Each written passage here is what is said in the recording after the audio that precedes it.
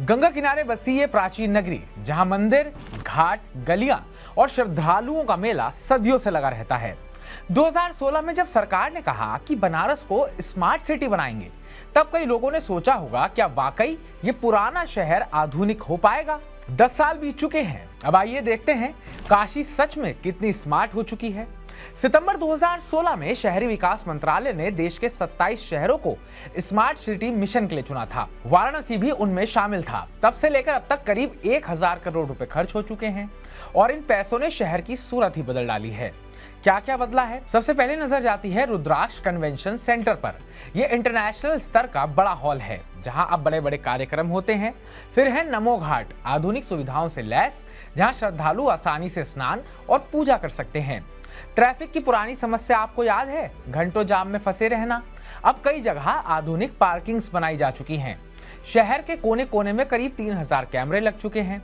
एक integrated command and control centre बना है जहां से पूरे शहर पर नजर रखी जाती है। ट्रैफिक सुधरा, सुरक्षा बढ़ी, पुराने स्कूलों का कायाकल्प हुआ, गलियों का पुनरुद्धार हुआ, पौराणिक कुंड, तालाब और पार्क संवारे गए, घाटों पर खूबसूरत रोशनी लगी है और साइन बोर्ड लगाए जा चुके हैं जो बताते हैं कि ये घाट कितने महत्वपूर्ण हैं। ओपन जिम भी बने ताकि लोग सुबह शाम कसरत कर सकें।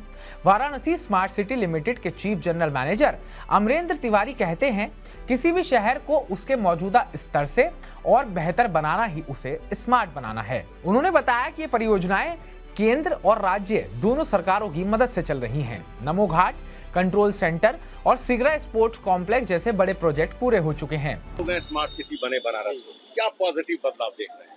पॉजिटिव तो ये देख रहे हैं सर कि जैसे कि अभी आप देखा जाए टूरिज्म सेक्टर अगर देखा जाए तो टूरिज्म सेक्टर में तो बहुत बदलाव हुआ है। मतलब एक्सट्रीम नमो घाट से लेकर के पूरे घाट जिस तरह से रेनोवेट हुए वो बहुत अच्छा लगा। टूरिज्म वहाँ बहुत बढ़ी। जो टूरिज्म सेक्टर में जो जितने भी लोग हैं उनको एम्प्लॉयमेंट मिला, उनको सारी चीज़ मिली। लेकिन स्मार्ट सिटी की बात अगर करें तो जैसे कि जो गलियाँ हैं और जो बनारस की जो उस एरिया है वहाँ पे थोड़ा डेवलपमेंट करने की भी जरूरत है। पार्किंग की एक समस्या है। पार्किंग की समस्या देखिए, वाराणसी क्या है, पहले से एक एंशिएंट सिटी है, पुरानी सब है। तो यहाँ पे क्या है, रोड्स पहले से ही छोटे छोटे हैं और 10 साल में जब से गवर्नमेंट आई बीजेपी की, उसके बाद से जिस तरीके से यहाँ टूरिज्म बढ़ा और चीजें हुई तो उसके लिए जो है तैयार नहीं थी। 10 साल में हुआ, 10 साल में धीरे धीरे जो है अब रेडी हो रही है। उसके लिए आप देखे होंगे बहुत जगह चौड़ीकरण का प्रोसेस चालू हो गया है। बेनिया और मैदागिन में खुला नया।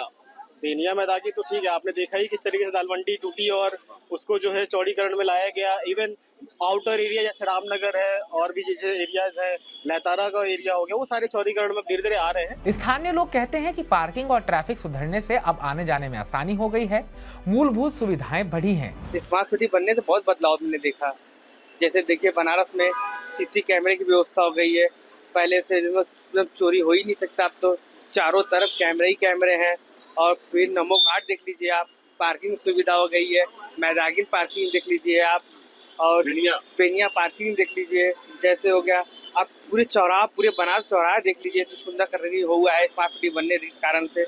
बहुत अच्छा लगा, बहुत सुविधा मिली है स्मार्ट सिटी बनने से। लेकिन एक बात वो भी मानते हैं, शहर पर बहुत ज्यादा बोझ है। रोज हजारों श्रद्धालु आते हैं, इसलिए अभी भी कई काम बाकी हैं। सुधार की गुंजाइश है।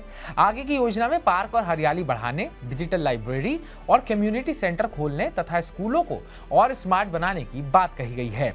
10 साल पहले का बनारस और आज का बनारस फर्क साफ दिखता है। पुरानी धार्मिक नगरी अब आधुनिक सुविधाओं के साथ नई पहचान बना रही है। स्मार्ट सिटी मिशन ने काशी को सिर्फ चमक नहीं दी, बल्कि रोजमर्रा की जिंदगी को थोड़ा आसान भी बनाया है। अगली बार जब आप काशी जाएं तो जरूर गौर से देखिए, घाट की रोशनी, सड़क के कैमरे, पार्किंग की सुविधा, ये सब 10 साल की मेहनत की कहानी सुनाते हैं। प्राचीन शहर भी बदल सकता है, बशर्ते सही दिशा में काम हो। काशी इसका जीता जागता उदाहरण है।